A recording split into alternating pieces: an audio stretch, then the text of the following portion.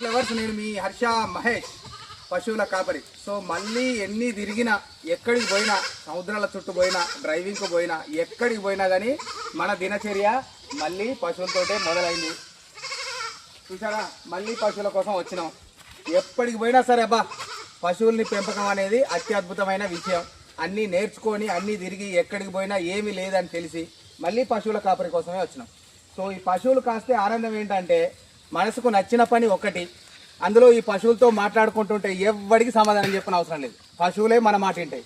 మన మాట వినకుండా అవి ఎటు పోవు, మనం ఏం చెప్తే అదే చేస్తాయి.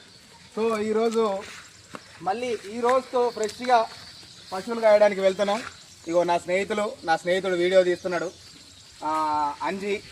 సో తను నేను ఇద్దరం కలిసి మళ్ళీ పశువులు కాయడానికి వెళ్తున్నాం. ఇంకొక ఫ్రెండ్ ఉంటాడు, ఆయన రాలేదు. ఇవాళ ఎందుకు రాలేదో తెలియదు, ఆయనకి ఏదో పని ఉండి ఆగిపోయాడు. సో మీరైతే షేర్ చేయండి, లైక్ చేయండి, ఎంకరేజ్ చేయండి.